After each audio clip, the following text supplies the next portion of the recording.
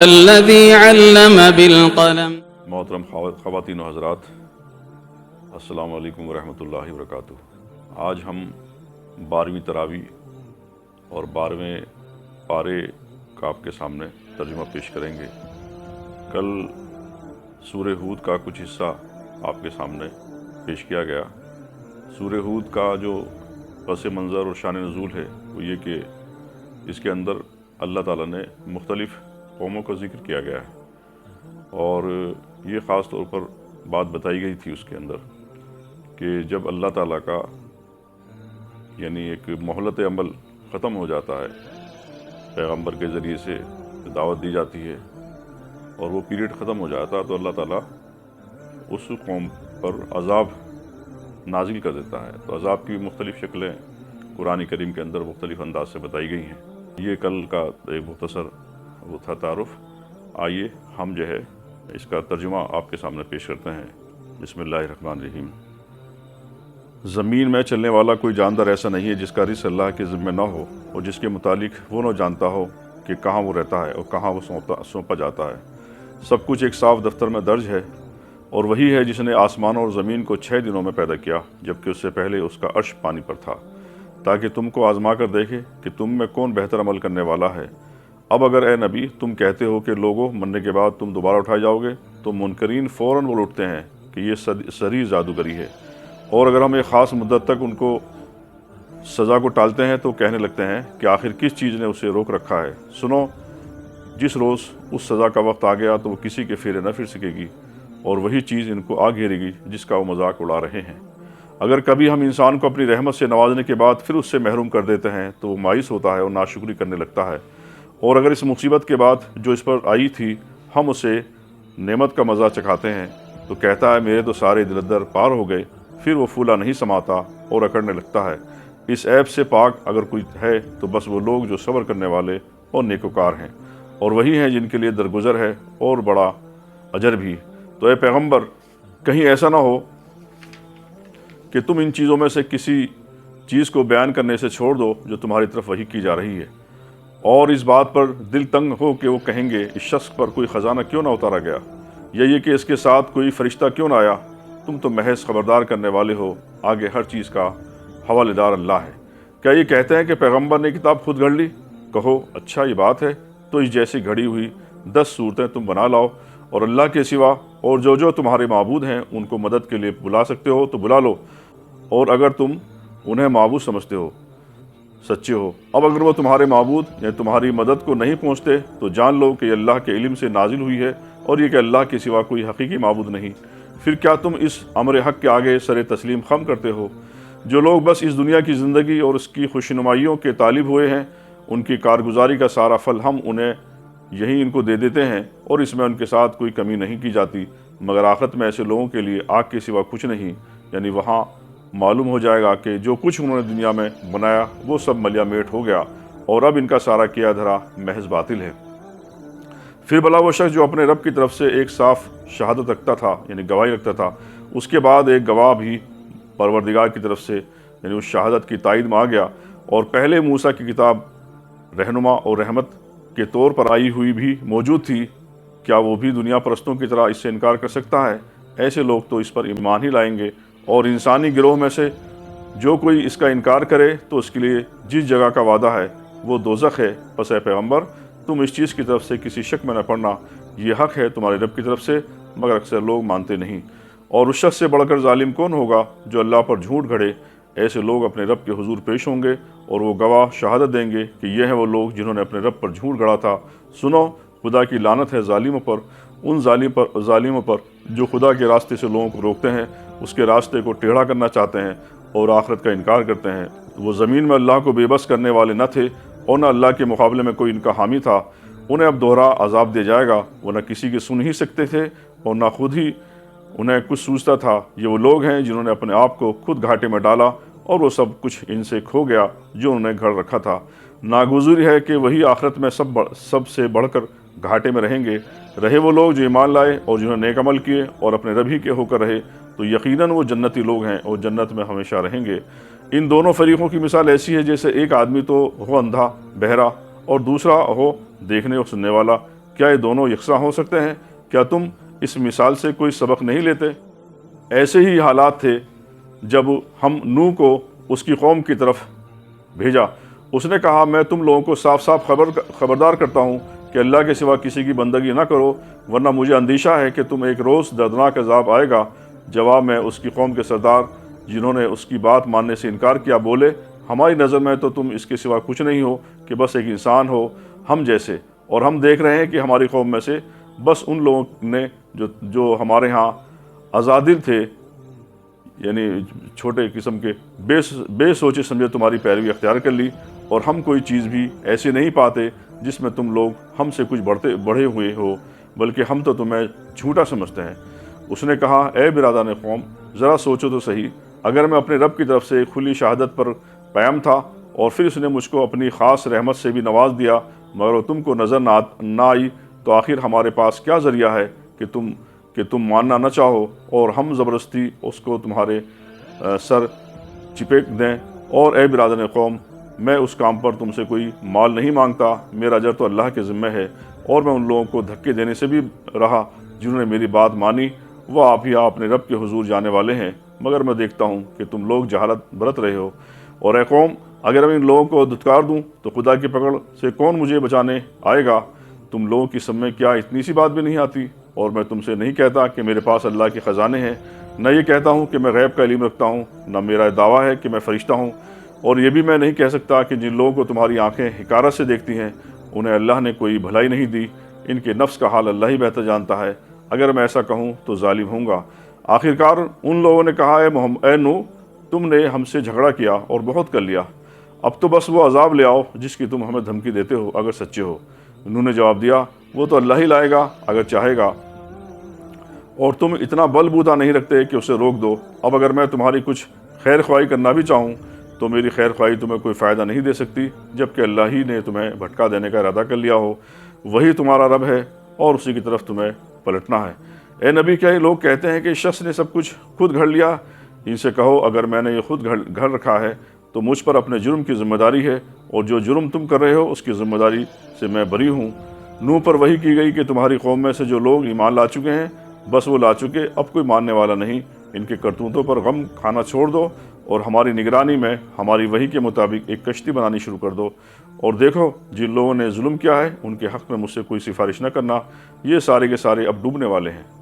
نوح کشتی بنا رہا تھا اور اس کے قوم کے سرداروں میں سے جو کوئی اس کے پاس سے گزرتا وہ اس کا مذاق اڑاتا تھا۔ اس نے کہا اگر تم ہم پر ہنستے ہو تو ہم بھی تم پر ہنس رہے ہیں، عنقریب تمہیں خود معلوم ہو جائے گا کہ کس پر وہ عذاب آتا ہے جو اسے رسوا کر دے گا، اور کس پر وہ بلا ٹوٹ پڑتی ہے جو ٹالے نہ ٹلے گی۔ یہاں تک کہ جب ہمارا حکم آیا اور وہ تم اور ابل پڑا تو ہم نے کہا ہر قسم کے جانوروں کا ایک جوڑا کشتی میں رکھ لو، اور اپنے گھر والوں کو بھی سوائے ان اشخاص کے جن کی نشاندہی پہلے کی جا چکی ہے، اس میں سوار کرا دو، اور ان لوگوں کو بھی بٹھا دو جو ایمان لائے ہیں، اور تھوڑے ہی لوگ تھے جو نوح کے ساتھ ایمان لائے تھے۔ نوح نے کہا سوار ہو جاؤ، اس میں اللہ ہی کے نام سے اس کا چلنا بھی ہے اور اس کا ٹھہرنا بھی، میرا رب بڑا غفور رحیم ہے۔ کشتی ان لوگوں کو لیے چلی جا رہی تھی اور ایک ایک موج پہاڑ کی طرح اٹھ رہی تھی۔ نوح کا بیٹا دور فاصلے پر تھا۔ نوح نے پکار کر کہا بیٹا ہمارے ساتھ سوار ہو جا، انکار کرنے والوں کے ساتھ نہ رہ۔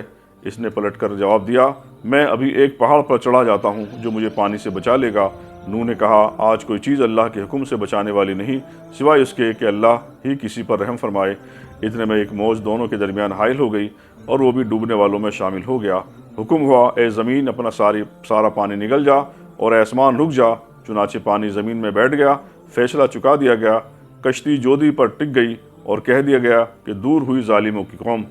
نوح نے اپنے رب کو پکارا، کہا اے رب میرا بیٹا میرے گھر والوں میں سے ہے اور تیرا وعدہ سچا ہے اور تو سب حاکموں سے بڑا اور بہتر حاکم ہے۔ جواب میں ارشاد ہوا اے نوح وہ تیرے گھر والوں میں سے نہیں ہے، وہ تو ایک بڑا بگڑا ہوا کام ہے، لہٰذا اس بات کی مجھ سے درخواست نہ کر جس کی حقیقت تو نہیں جانتا۔ میں تجھے نصیحت کرتا ہوں کہ اپنے آپ کو جاہلوں کی طرح نہ بنا لے۔ نوح نے فوراً عرض کیا اے میرے رب میں تیری پناہ مانگتا ہوں اس سے کہ وہ چیز تجھ سے مانگوں جس کا مجھے علم نہیں، اگر تو نے مجھے معاف نہ کیا اور رحم نہ فرمایا تو میں برباد ہو جاؤں گا۔ حکم ہوا اے نوح اتر جا، ہماری طرف سے سلامتی اور برکتیں ہیں تجھ پر اور ان گروہوں پر جو تیرے ساتھ ہیں، اور کچھ گروہ ایسے بھی ہیں جن کو ہم کچھ مدت مدت سمان زندگی بخشیں گے، پھر انہیں ہماری طرف سے دردناک عذاب پہنچے گا۔ اے نبی، یہ غیب کی خبریں ہیں جو ہم تمہاری طرف وحی کر رہے ہیں، اس سے پہلے نہ تم ان کو جانتے تھے اور نہ تمہاری قوم، پس صبر کرو، انجام کار متقی کے ہی حق میں ہے۔ اور عاد کی طرف ہم نے ان کے بھائی ہود کو بھیجا، اس نے کہا اے برادران قوم، اللہ کی بندگی کرو، تمہارا کوئی خدا اس کے سوا نہیں، تم نے محض جھوٹ گھڑ رکھے ہیں۔ اے برادران قوم، اس کام پر میں تم سے کوئی اجر نہیں چاہتا، میرا اجر تو اس کے ذمہ ہے جس نے مجھے پیدا کیا، کیا تم عقل سے ذرا کام نہیں لیتے؟ اور اے میری قوم کے لوگوں، اپنے رب سے معافی چاہو، پھر اس کی طرف پلٹو، وہ تم پر آسمان کے دہانے کھول دے گا اور تمہاری موجودہ قوت پر مزید قوت کا اضافہ کرے گا۔ مجرم بن کر بندگی سے منہ نہ پھرو۔ انہوں نے جواب دیا، اے ہود، تو ہمارے پاس کوئی صریح شہادت لے کر نہیں آیا، اور تیرے کہنے سے ہم اپنے معبودوں کو نہیں چھوڑ سکتے، اور تجھ پر ہم ایمان لانے والے نہیں ہیں۔ ہم تو یہ سمجھتے ہیں کہ تیرے اور ہمارے معبودوں میں سے کسی کی مار پڑ گئی ہے۔ ہود نے کہا، میں اللہ کی شہادت پیش کرتا ہوں، اور تم گواہ رہو کہ جو اللہ کے سوا دوسروں کو تم نے خدائی میں شریک ٹھہرا رکھا ہے، اس سے میں بیزار ہوں۔ تم سب کے سب مل کر میرے خلاف اپنی کرنی میں کسر نہ اٹھا رکھو، اور مجھے ذرا مہلت نہ دو۔ میرا بھروسہ اللہ پر ہے جو میرا رب بھی ہے اور تمہارا رب بھی۔ کوئی جاندار ایسا نہیں جس کی چوٹی اس کے ہاتھ میں نہ ہو، بے شک میرا رب سیدھی راہ پر ہے۔ اگر تم منہ پھیرتے ہو تو پھیر لو، جو پیغام دے کر ہم تمہارے پاس بھیجا گیا ہے وہ میں نے تم کو پہنچا دیا۔ اب میرا رب تمہاری جگہ دوسری قوم کو اٹھائے گا اور تم اس کا کچھ نہ بگاڑ سکو گے۔ یقیناً میرا رب ہر چیز پر نگراں ہے۔ پھر جب ہمارا حکم آ گیا تو ہم نے اپنی رحمت سے ہود کو اور ان لوگوں کو جو اس کے ساتھ ایمان لائے تھے نجات دے دی، اور ایک سخت عذاب سے انہیں بچا لیا۔ یہ ہے عاد، اپنے رب کی آیت سے انہوں نے انکار کیا، اس کے رسولوں کی بات نہ مانی، اور ہر جبار دشمن حق کی پیروی کرتے رہے۔ آخرکار اس دنیا میں بھی ان پر پھٹکار پڑی، اور قیامت کے روز بھی۔ سنو، عاد نے اپنے رب سے کفر کیا، سنو، دور پھینک دیے گئے عاد، ہود کی قوم کے لوگ۔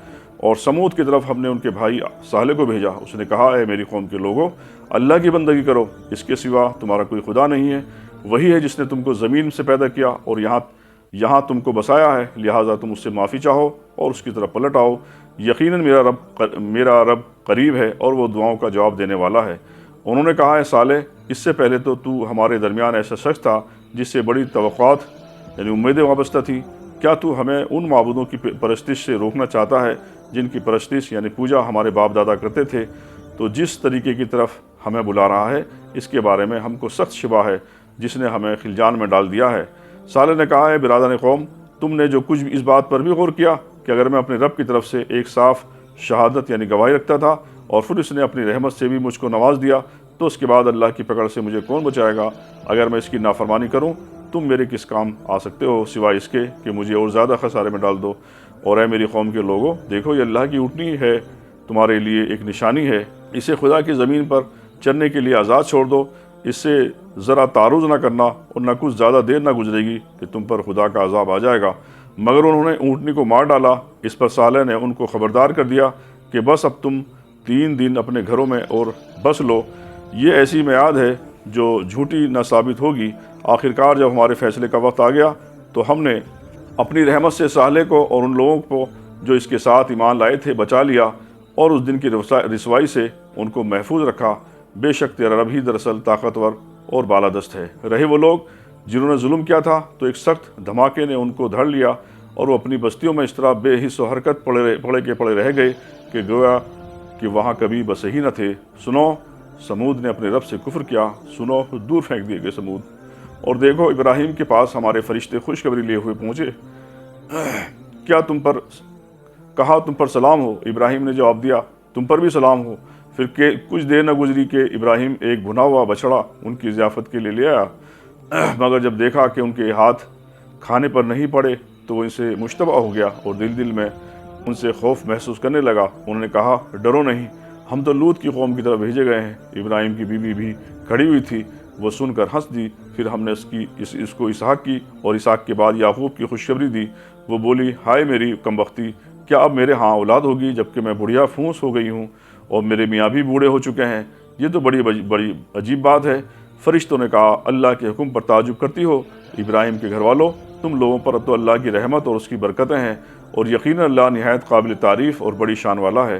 پھر جب ابراہیم کی گھبراہٹ دور ہو گئی اور اولاد کی بشارت سے اس کا دل خوش ہو گیا تو اس نے قوم لوط کے معاملے میں ہم سے جھگڑا شروع کیا۔ حقیقت میں ابراہیم بڑا حلیم اور نرم دل آدمی تھا اور ہر ایک حال میں ہماری طرف رجوع کرتا تھا۔ آخرکار ہمارے فرشتوں نے اس سے کہا، اے ابراہیم، اس سے باز آ جاؤ، تمہارے رب کا حکم ہو چکا ہے، اور اب ان لوگوں پر وہ عذاب آ کر رہے گا جو کسی کے پھیرے نہیں پھر سکتا۔ اور جب ہمارے فرشتے لوط کے پاس پہنچے تو ان کی آمد سے وہ بہت گھبرا گیا اور دل تنگ ہوا اور کہنے لگا، آج بڑی مصیبت کا دن ہے۔ ان مہمانوں کا آنا تھا کہ اس کی قوم کے لوگ بے اختیار اس کے گھر کی طرف دوڑ پڑے۔ پہلے سے وہ ایسی ہی بدکاریوں کے خوگر تھے۔ لوط نے ان سے کہا، بھائیو، یہ میری بیٹیاں موجود ہیں، یہ تمہارے لیے پاکیزہ تر ہیں، یعنی ان سے شادی بھی کر سکتے ہو۔ کچھ خدا کا خوف کرو اور میرے مہمانوں کے معاملے میں مجھے ذلیل نہ کرو۔ کیا تم میں کوئی بھلا آدمی نہیں؟ انہوں نے جواب دیا، تجھے تو معلوم ہی ہے کہ تیری بیٹیوں میں ہمارا کوئی حصہ نہیں، اور تو یہ بھی جانتا ہے کہ ہم چاہتے کیا ہیں۔ لوط نے کہا، کاش میرے پاس اتنی طاقت ہوتی کہ تمہیں سیدھا کر دیتا، یا کوئی مضبوط سہارا ہی ہوتا کہ اس کی پناہ لیتا۔ تو فرشتوں نے ان سے کہا کہ لوط، ہم تیرے رب کے بھیجے ہوئے فرشتے ہیں، یہ لوگ تیرا کچھ نہ بگاڑ سکیں گے، بس تو کچھ رات رہے، اپنے اہل ویال کو نکل جا، اور دیکھو تم میں سے کوئی شخص پیچھے پلٹ کر نہ دیکھے، مگر تیری بیوی ساتھ نہیں جائے گی، کیونکہ اس پر بھی وہی کچھ گزرنے والا ہے جو ان لوگوں پر گزرنا ہے۔ ان کی تباہی کے لیے صبح کا وقت مقرر ہے، صبح ہوتے اب دیر ہی کتنی ہے۔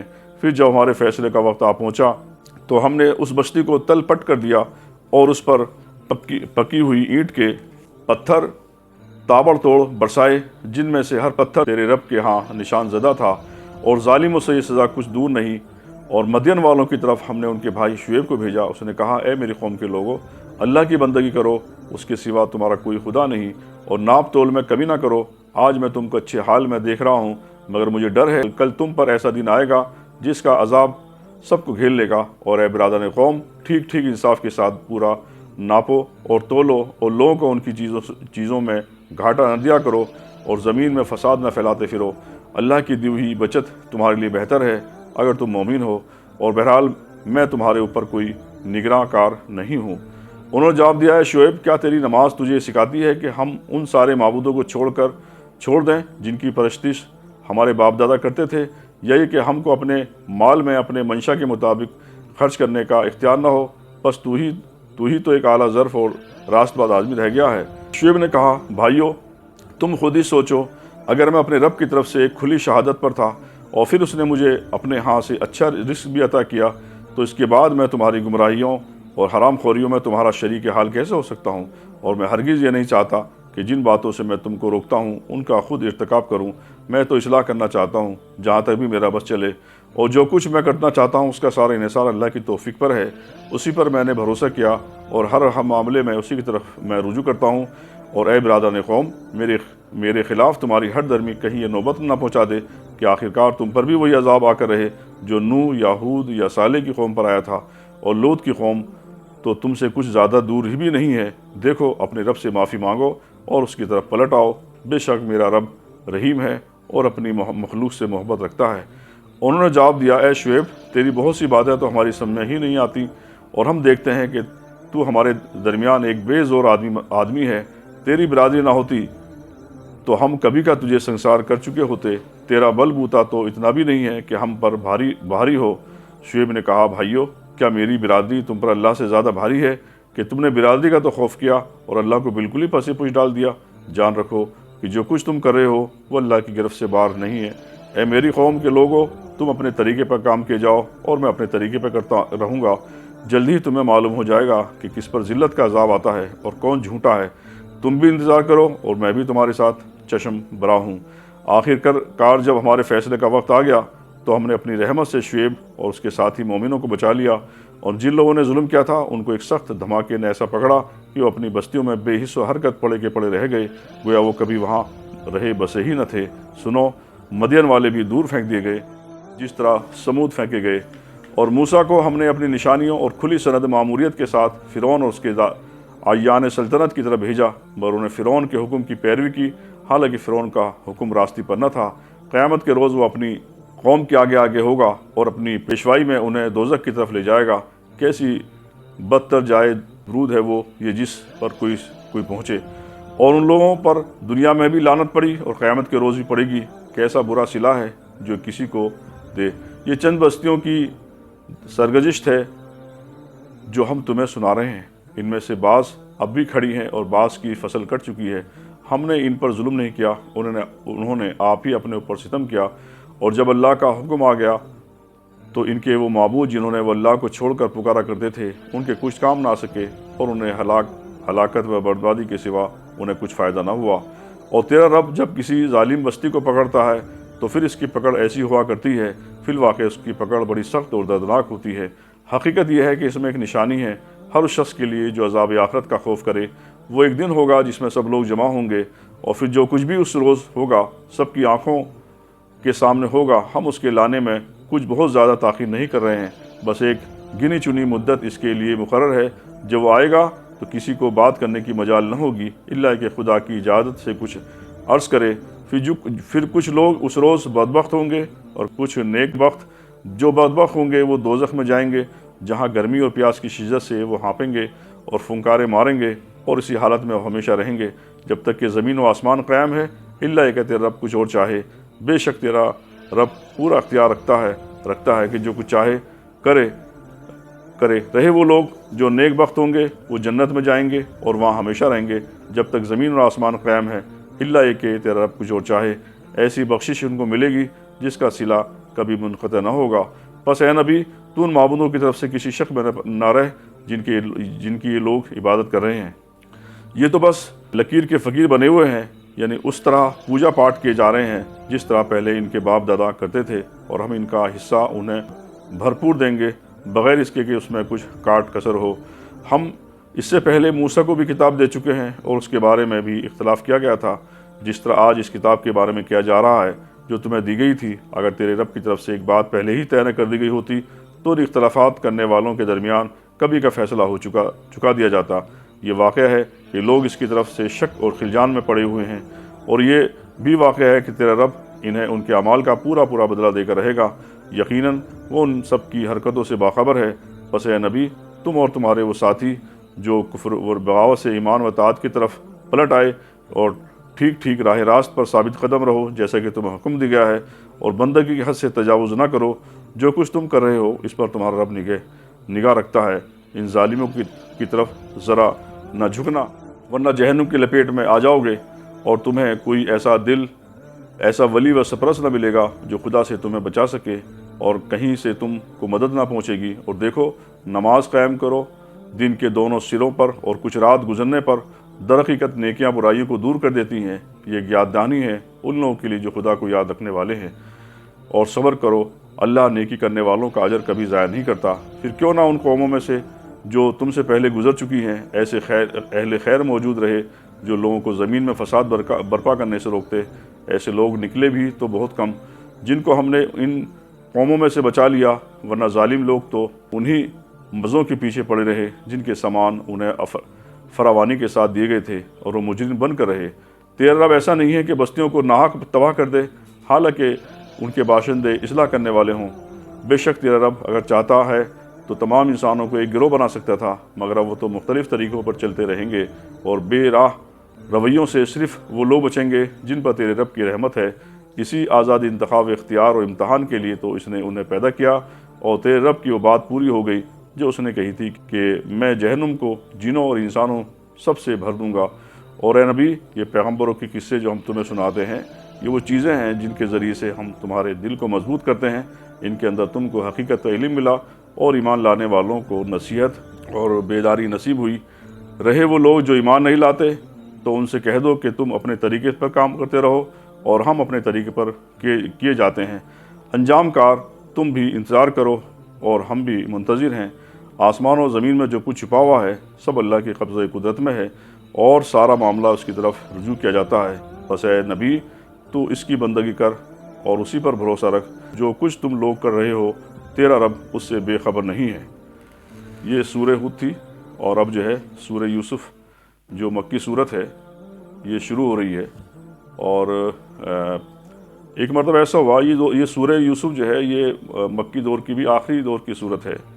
ایک مرتبہ کچھ یہودیوں کے کہنے پر اہل قریش نے اللہ کے رسول صلی اللہ علیہ وسلم سے سوال کیا کہ صاحب یہ بتائیے کہ یہ جو کنعان ہے، جو آج موجودہ نام فلسطین ہے، یہاں سے بنی اسرائیل جو ہے وہ مصر کیسے پہنچے؟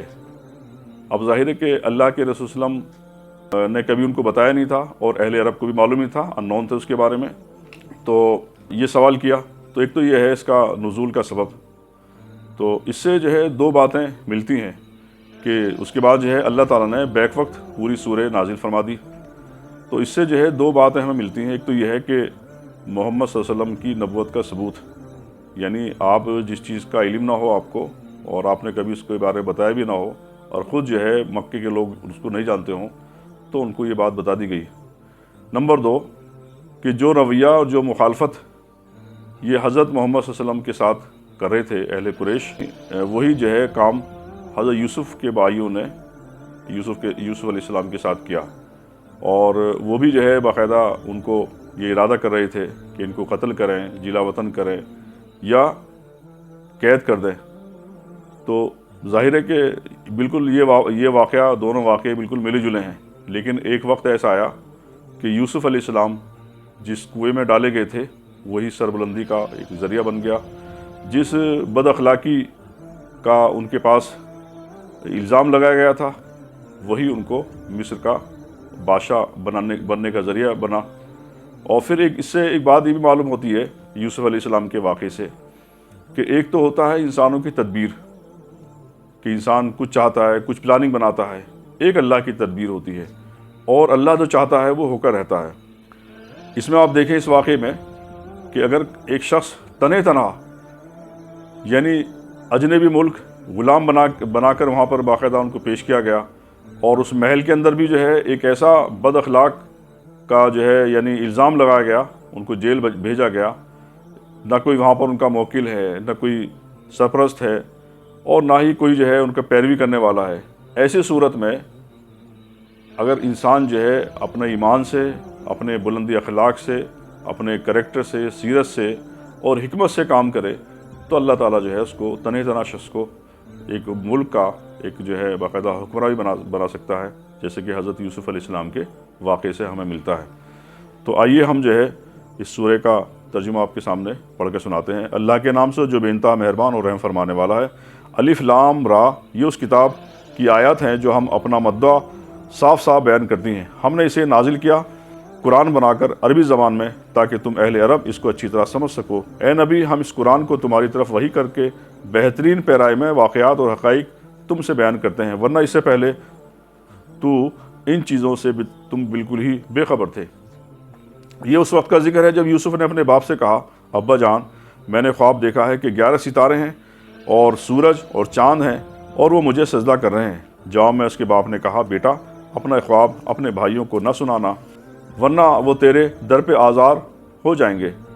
حقیقت یہ ہے کہ شیطان آدمی کا کھلا دشمن ہے، اور ایسا ہی ہوگا جیسا تو نے خواب میں دیکھا۔ تیرا رب تجھے اپنے کام کے لیے منتخب کرے گا اور تجھے باتوں کی تہ تک پہنچنا سکھائے گا، اور تیرے اوپر اور آل یعقوب پر اپنی نعمت اس طرح پوری کرے گا جس طرح اس سے پہلے وہ تیرے بزرگوں ابراہیم اور اسحاق پر کر چکا ہے۔ یقیناً تیرا رب علیم اور حکیم ہے۔ حقیقت یہ ہے کہ یوسف اور اس کے بھائیوں کے قصے میں ان پوچھنے والوں کے لیے بڑی نشانیاں ہیں۔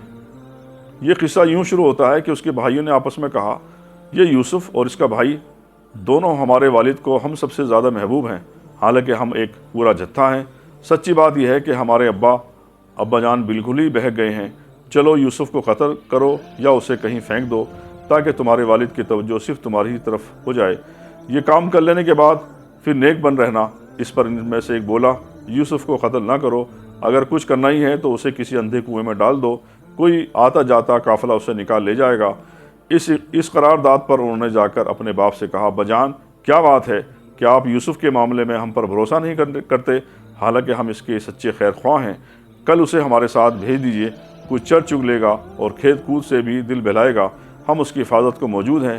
باپ نے کہا، تمہارا اسے لے جانا مجھے شاک گزرتا ہے، اور مجھے اندیشہ ہے کہیں اسے بھیڑیا نہ پھاڑ کھائے جبکہ تم اس سے غافل ہو۔ انہوں نے جواب دیا، اگر ہمارے ہوتے اسے بھیڑیا نے کھا لیا جبکہ ہم ایک جتھا ہیں تب تو ہم بڑے ہی نکمے ہوں گے۔ اس طرح اصرار کر کے جب اسے لے گئے اور انہوں نے طے کر لیا کہ اسے ایک اندھے کنویں میں چھوڑ دیں گے، تو ہم نے یوسف کو وحی کی کہ ایک وقت آئے گا جب تم ان لوگوں کو ان کی حرکت جتائے گا، یہ اپنے فعل کے نتائج سے بے خبر ہیں۔ شام کو وہ روتے پیٹتے اپنے باپ کے پاس آئے اور کہا، ابا جان، ہم دوڑ کا مقابلہ کرنے میں لگ گئے تھے اور یوسف کو ہم نے اپنے سامان کے پاس چھوڑ دیا کہ اتنے میں ایک بھیڑیا آ کر اسے کھا گیا۔ آپ ہماری بات کا یقین نہ کریں گے چاہے ہم سچے ہی ہوں، اور وہ یوسف کی قمیص پر جھوٹ موٹ کا خون لگا کر لے آئے تھے۔ یہ سن کر ان کے باپ نے کہا بلکہ تمہارے نفس نے تمہارے لیے ایک بڑے کام کو آسان بنا دیا۔ اچھا، صبر کروں گا اور بخوبی صبر کروں گا۔ جو بات تم بنا رہے ہو اس پر اللہ ہی سے مدد مانگی جا سکتی ہے۔ ادھر ایک قافلہ آیا اور اس نے اپنے سقے کو پانی لانے کے لیے بھیجا۔ سقے نے جو کنویں میں ڈول ڈالا تو یوسف کو دیکھ کر پکار اٹھا، مبارک ہو، یہاں تو ایک لڑکا ہے۔ ان لوگوں نے اس کو مال تجارت سمجھ کر چھپا لیا، حالانکہ جو کچھ وہ کر رہے تھے خدا اس سے باخبر تھا۔ آخرکار انہوں نے تھوڑی سی قیمت پر چند درہموں کے عوض اسے بیچ ڈالا، اور وہ اس کی قیمت کے معاملے میں کچھ زیادہ کے امیدوار نہ تھے۔ مصر کے جس شخص نے اسے خریدا اس نے اپنی بیوی سے کہا اس کو اچھی طرح رکھنا، بعید نہیں کہ یہ ہمارے لیے مفید ثابت ہو یا ہم اسے بیٹا بنا لیں۔ اس طرح ہم نے یوسف کے لیے اس سرزمین میں قدم جمانے کی صورت نکال لی اور اسے معاملہ فہمی کی تعلیم دینے کا انتظام کیا۔ اللہ اپنا کام کر کے رہتا ہے مگر اکثر لوگ جانتے نہیں ہیں۔ اور جو اپنی پوری جوانی کو پہنچا تو ہم نے اسے قوت فیصلہ اور علم عطا کیا۔ اس طرح ہم نیک لوگوں کو جزا دیتے ہیں۔ جس عورت کے گھر وہ تھا وہ اس پر دوڑے ڈالنے لگی اور ایک روز دروازے بند کر کے بولی آ جا۔ یوسف نے کہا خدا کی پناہ، میرے رب نے تو مجھے اچھی منزلت بخشی اور میں یہ کام کروں؟ ایسے ظالم کبھی فلاح نہیں پایا کرتے۔ وہ اس کی طرف بڑھی اور یوسف بھی اس کی طرف بڑھتا اگر اپنے رب کی برہان نہ دیکھ لیتا۔ ایسا ہوا تاکہ ہم اس سے بدی اور بے حیائی کو دور کر دیں۔ در حقیقت وہ ہمارے چنے ہوئے بندوں میں سے تھا۔ آخرکار یوسف اور وہ آگے پیچھے دروازے کی طرف بھاگے اور اس نے پیچھے سے یوسف کا قمیص کھینچ کر پھاڑ دیا اور دروازے پر دونوں نے اس کے شوہر کو موجود پایا۔ اسے دیکھتے ہی عورت کہنے لگی کیا سزا ہے اس شخص کی جو تیری گھر والی پر نیت خراب کرے؟ اس کے سوا اور کیا سزا ہو سکتی ہے کہ وہ قید کیا جائے یا اسے سخت عذاب دیا جائے؟ یوسف نے کہا یہی مجھے پھانسنے کی کوشش کر رہی تھی۔ اس عورت کے اپنے کنبے والوں میں سے ایک شخص نے پرینے کی شہادت پیش کی کہ اگر یوسف کا قمیص آگے سے پھٹا ہو تو عورت سچی اور یہ جھوٹا، اور اگر اس کا قمیص پیچھے سے پھٹا ہو تو عورت جھوٹی اور یہ سچا۔ جب شوہر نے دیکھا کہ یوسف کا قمیص پیچھے سے پھٹا ہوا ہے تو اس نے کہا یہ تم عورتوں کی چالاکیاں ہیں، واقعی بڑے غضب کی ہوتی ہیں تمہاری چالیں۔ یوسف اس معاملے سے درگزر کر اور اے عورت تو اپنے قصوروں کی معافی مانگ، تو ہی اصل میں خطا کار تھی۔ شہر کی عورتیں آپس میں چرچا کرنے لگیں کہ عزیز کی بیوی اپنے نوجوان غلام کے پیچھے پڑی ہوئی ہے، محبت نے اس کو بے قابو کر رکھا ہے، ہمارے نزدیک تو وہ صریح غلطی کر رہی ہے۔ اس نے جو ان کی یہ مکارانہ باتیں سنی تو ان کو بلاوا بھیج دیا اور ان کے لیے تکیہ دار مجلس آراستہ کی اور ضیافت میں ہر ایک کے آگے ایک ایک چھری رکھ دی۔ پھر عین اس وقت جب کہ وہ پھل کاٹ کر کھا رہی تھی اس نے یوسف کو اشارہ کیا کہ ان کے سامنے سے نکل جا۔ جب ان عورتوں کی نگاہ اس پر پڑی تو وہ دنگ رہ گئیں اور اپنے ہاتھ کاٹ بیٹھیں اور بے ساختہ پکار اٹھیں حاشا للہ، یہ شخص انسان نہیں ہے، یہ تو کوئی بزرگ فرشتہ ہے۔ عزیز کی بیوی نے کہا دیکھ لیا، یہ ہے وہ شخص جس کے معاملے تو مجھ پر باتیں بناتی تھی۔ بے شک میں نے اسے رجھانے کی کوشش کی تھی مگر یہ بچ نکلا۔ اگر یہ میرا کہنا نہ مانے گا تو قید کیا جائے گا اور بہت ذلیل و خوار ہوگا۔ یوسف نے کہا اے میرے رب، قید مجھے منظور ہے بنسبت اس کے کہ میں وہ کام کروں جو لوگ مجھ سے چاہتے ہیں، اور اگر تو نے ان کی چالوں کو مجھ سے دفع نہ کیا تو میں ان کے دام میں پھنس جاؤں گا اور جاہلوں میں شامل ہو کر رہوں گا۔ اس کے رب نے اس کی دعا قبول کی اور ان عورتوں کی چالیں اس سے دفع کر دیں۔ بے شک وہی ہے جو سب کی سنتا اور سب کچھ جانتا ہے۔ پھر ان لوگوں کو یہ سوجی کہ ایک مدت کے لیے اسے قید کر دیں، حالانکہ وہ اس کی پاک دامنی اور خود اپنی عورتوں کے برے اطوار کی سری نشانیاں دیکھ چکے تھے۔ قید خانے میں 2 غلام اور بھی تھے، اس کے ساتھ داخل ہوئے۔ ایک روز ان میں سے ایک نے کہا میں نے خواب دیکھا ہے کہ میں شراب کشید کر رہا ہوں۔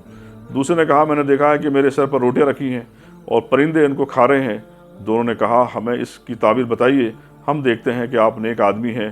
یوسف نے کہا یہاں جو کھانا تمہیں ملا کرتا ہے اس کے آنے سے پہلے میں تمہیں ان خوابوں کی تعبیر بتا دوں گا۔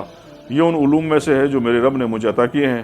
واقعہ یہ ہے کہ میں نے ان لوگوں کا طریقہ چھوڑ کر جو اللہ پر ایمان نہیں لاتے اور آخرت کا انکار کرتے ہیں، اپنے بزرگوں ابراہیم، اسحاق اور یعقوب کا طریقہ اختیار کیا ہے۔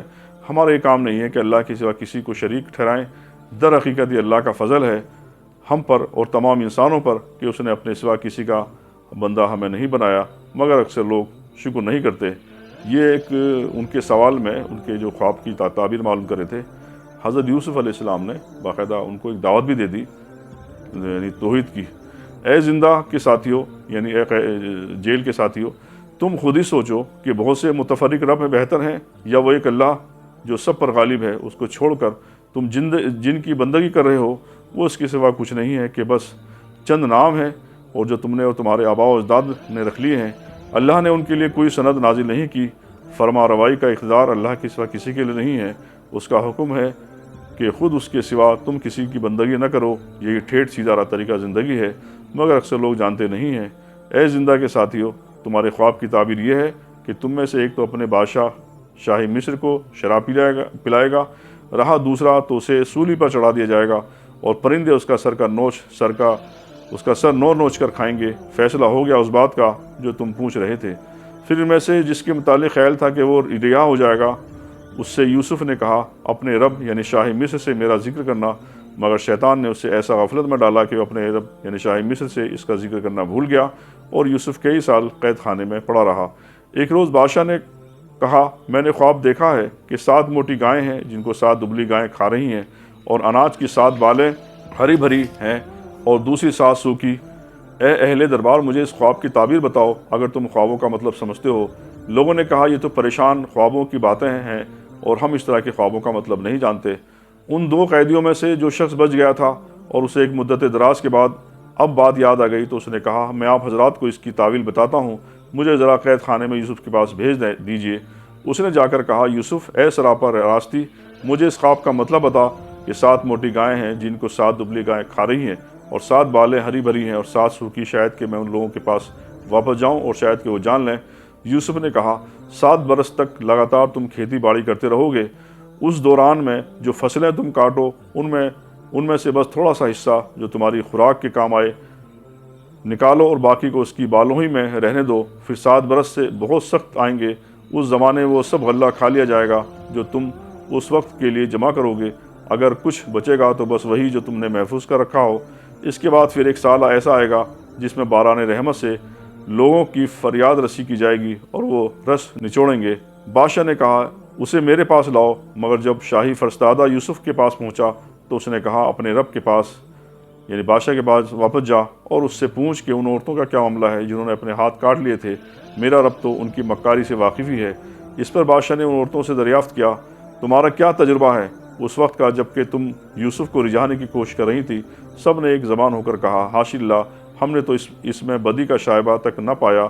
عزیز کی بیوی بول اٹھی اب حق کھل چکا ہے، وہ میں ہی تھی جس نے اس کو پھسلانے کی کوشش کی تھی، بے شک وہ بالکل سچا ہے۔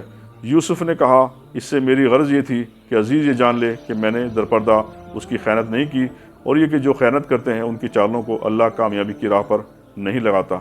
آج کا 12واں پارے کا ترجمہ مکمل ہوا۔ اللہ تعالیٰ سے دعا ہے کہ وہ ہمیں قرآن کو پڑھنے کی، اس کو سمجھنے کی اور اس پر عمل کرنے کی توفیق عطا فرمائے۔ پھر انشاءاللہ کل اسی وقت ہم پھر ملیں گے۔ اللہ حافظ۔ Subscribe now and press the bell icon.